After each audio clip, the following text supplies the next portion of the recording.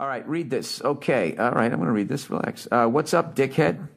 Let's go fucking Bruins. Can't wait for next season. I just moved to wildly mediocre Los Angeles. Well, yeah, that's what you're going to feel like because you just fucking moved there.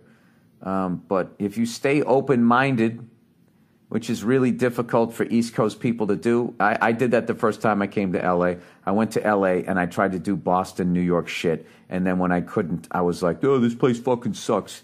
It doesn't. It's fucking amazing.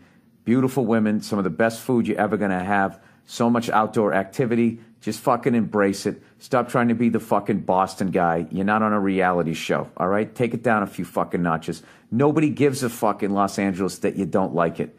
Everybody just thinks, well, then go back to fucking Boston. Go back to Philly, wherever the fuck you're from. If it's so fucking great, why did you accept a job out here? All right, sorry. I'm just heading you off at the pass before you come another cunt shitting on fucking L.A. He said, I work for the UFC editing fight highlights. Thanks for keeping me entertained with your semi-literate bibble-babble bullshit day after day. This is like a classic East Coast guy. He really likes me and likes what I do, but he just can't get himself to say it because his dad never hugged him. So I'm not taking any of this personally. Anyways, my girlfriend is about to move here to meet me. She had to stay behind when I moved because she's a teacher and needed to finish out the school year. We get along great. I trust her and she treats me better than I deserve. However, sometimes I can't take how ditzy she can be. Uh-oh. I'm starting to pull some threads here. She is successful and very book smart, but sometimes lacks common sense. I find myself feeling embarrassed when she says some stupid shit in front of my friends or parents. It's kind of a hard thing to discuss with her, though, you know?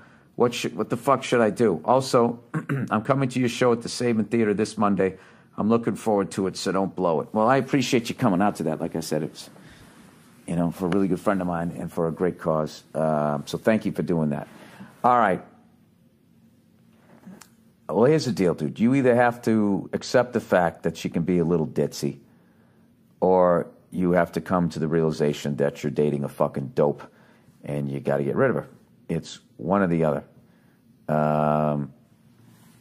I mean, look, she doesn't sound like she's 100% that. I've dated people like that were a little, you know, they were either locked in or just sort of floating. It was really weird. And they could say really, like, amazing, like, spot-on shit, and then 2 minutes later could say something like, oh, my God, what the fuck was that?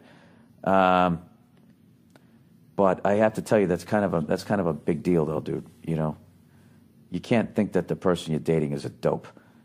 You know, you get into that situation, and I don't know. You start thinking about getting married. You start thinking about having kids. You're like, is my kid going to be half a dope or a full-on dope? Is the kid going to get all of that DNA from her? Who the fuck knows? It's kind of a hard thing to discuss with her, you know. But what are you going to say to her? Can you stop saying dumb shit? I mean, there's no way to do that. You know? I'm trying to think. That's like my wife telling me to work on my temper. I mean, I do work on my temper, but I mean, it's kind of how I'm made up. I mean, if somebody's ditzy, they're fucking ditzy. That would be like my wife telling me, okay, can you be a little less pasty? It's like, I can become red for a few days. And that's about the best I can do.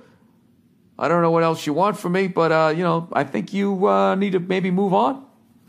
I'm not saying you need to move on. Yeah, you either accept this about her or you got to walk. One or the other.